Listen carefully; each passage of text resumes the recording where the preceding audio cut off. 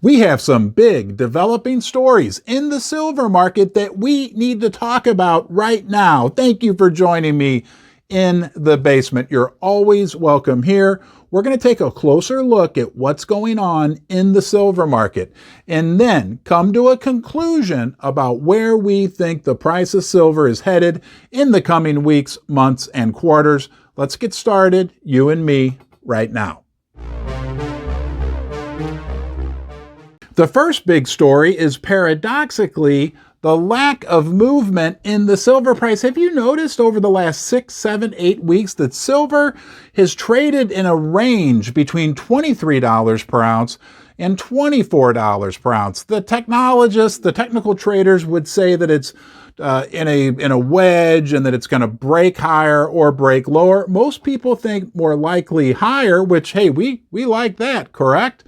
But there's been a lot of volatility within that little range. It's not been uncommon. I'm sure you've experienced this, like days where we're down 2%, the next day we're up 3%, but it's all been within this steady range of $23 to $24 per ounce. And we know that the coin dealers, we know that the premiums have been coming down. There is a bit more supply of physical silver that's come on the retail market during this period. But I think that's just developing an equilibrium.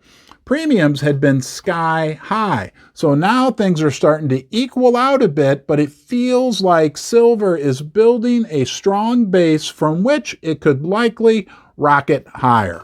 And do you think we need to spend just a few more minutes talking about the volatility within that range? These drastic daily moves up and down. Oftentimes, volatile little periods like that will precede a major move. Now, I'm with you, right? I'm hoping it's much, much higher. I understand there's those of you out there who want it to go lower so you can buy more physical. I completely get it, but I'm hoping it goes higher. Let me know what you think in the comment section below. Do you want it to go higher or do you want it to go lower? Big news regarding the SLV ETF. Startling news, as a matter of fact. But first, I want to tell you thank you for joining me here in Ron's Basement. It is a big deal that you're here with me right now from wherever in the world you are. I hope you feel like you have a little place you can escape to, a little camaraderie, a new friend. If you want to subscribe, you can do that right here. Please turn on the bell notification, leave a comment in the comment section below, and share this video with anyone you like, even your grandma. Now, what did we hear about the SLV ETF, which knocks our socks off? Guys, last week on one day alone, there were 18 million ounces of silver added to the SLV ETF. For the entire week, the amount added was 20 million ounces. Let me put this in context for you, okay? That was like the third highest amount in the history of the ETF.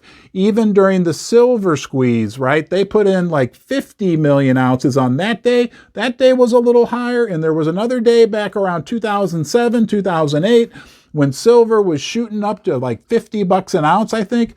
But those were the only 2 days that were bigger than what we had this week. That is a huge deal, and it's a little strange. Now, there's different theories on what was going on.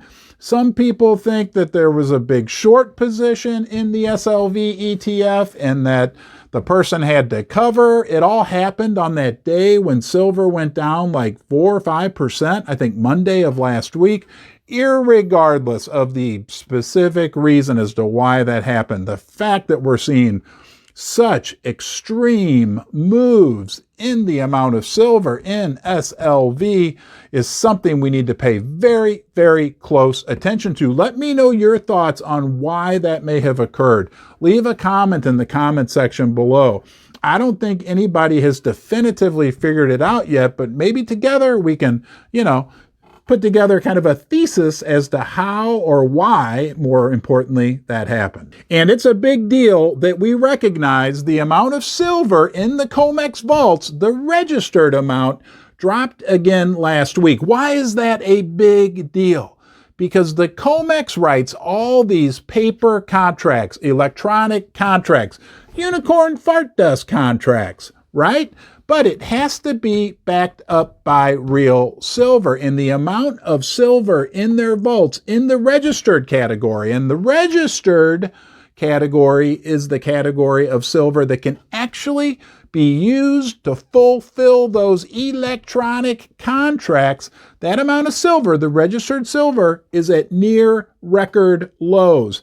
And the amount of contracts written, right, that would be fulfilled by that tiny bit of silver is at near record highs. It's like, I don't know, 200 contracts for each 1 ounce of silver.